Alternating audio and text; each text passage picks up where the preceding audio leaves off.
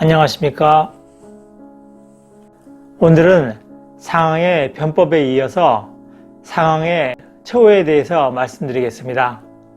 그 상항의 변법을 통해서 진나라는 크게 강대국으로 변신했습니다.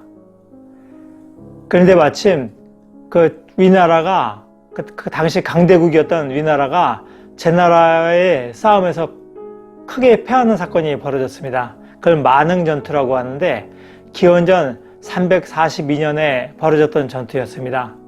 그때 그 위나라는 크게 패해서 대장군 방현이 죽고 태자가 사로잡혔는데 결국 태자도 자결하는 그 정도의 그 큰 패배를 당했습니다.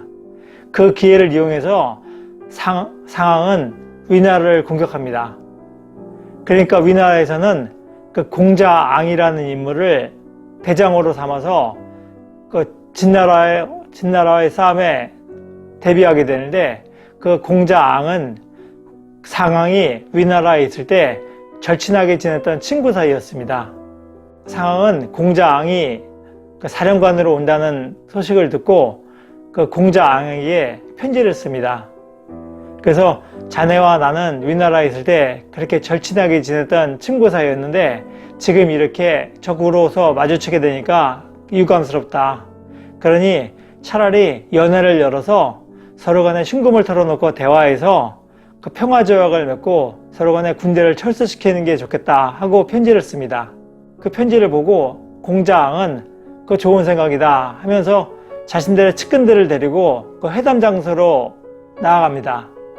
그러니까 그 회담 장소에서 상항은 자신의 군대를 매복시켜 놨다가 공자앙을 사로잡습니다.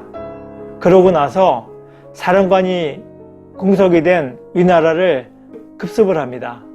그러니까 위나라 군대는 크게 대패하게 됩니다.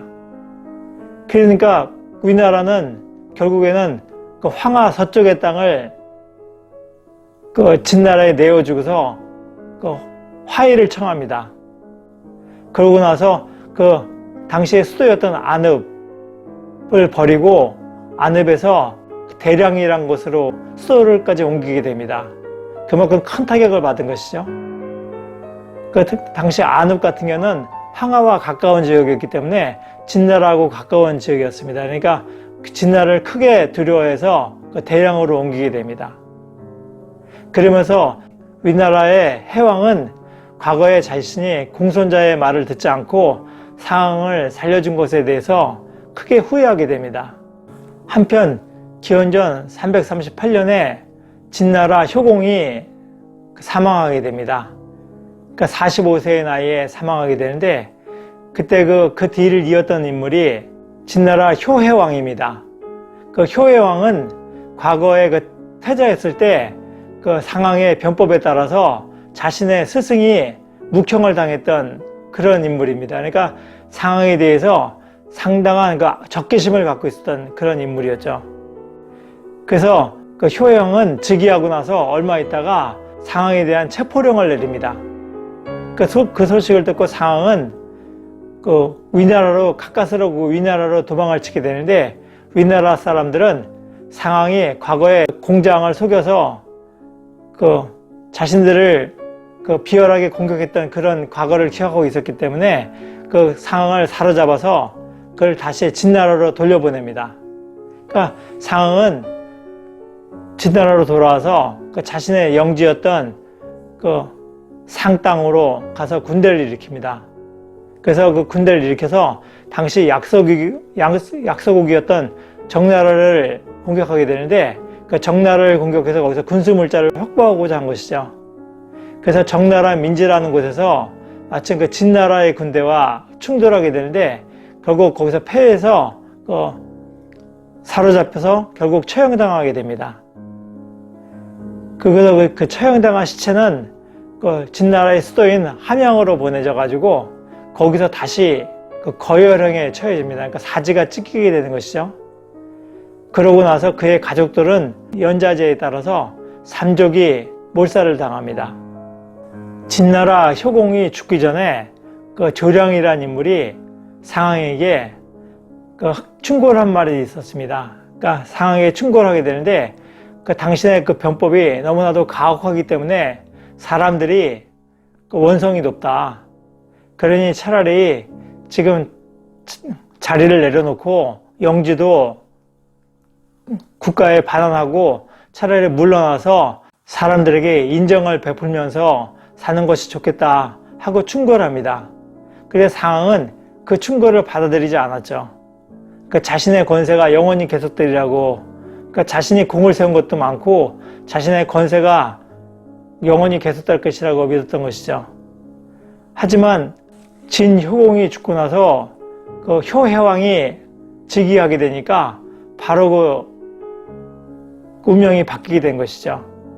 상황이 만약에 조량의 그 충고를 따랐다면 자신의 목숨도 건질 수 있었을 것이며 삼족이 멸해지는 처지에는 이르지 않았을 것입니다. 위나라와의 전투에서 비록 전쟁이라고 하지만 자신을 믿었던, 절친했던 친구를 배신하는 행위는 참으로 비열한 행동이라고 할 수 있습니다. 그가 비록 변법을 통해서 진나라를 강대국으로 만들었다고 하지만 지나치게 가혹한 법 적용과 자신을 믿고 신뢰했던 친구를 배신하는 그런 행동 등은 참으로 본받기를 권하기가 어렵다고 생각됩니다. 물론 그가 죽은 다음에도 그의 변법은 살아남고 그 효해왕은 그의 변법을 폐지하지는 않았습니다. 그러니까 그가 시행했던 그 법은 그대로 유지시켰습니다. 그것이 바로 진나라가 그 천하를 통일할 수 있었던 그런 기틀이 되는 것이죠. 그에 반해서 나중에 소개해드릴 옥이라는 인물은 굉장히 그 상황과 같이 그 변법을, 그러니까 신법을 실시해서 그 천하를 강대국으로 만들었었는데 그가 죽고 나서 그의 변법이 그 다 취소됐던 것과 어떻게 보면 그것도 또 대비가 됩니다. 그러니까 초나라 같은 경우에는 변법을 통해서 그 부강하게 될 수 있는 기회가 있었는데 그걸 놓쳤고, 그 진나라 같은 경우에는 상황이 미워서 그를 비록 처형했지만 그가 세웠던 그 변법은 그냥 유지함으로써 진나라가 부강할 수 있는 그런 토대는 계속 유지할 수 있었던 것이죠. 노력하는 여러분의 동반자, 동반TV입니다. 감사합니다.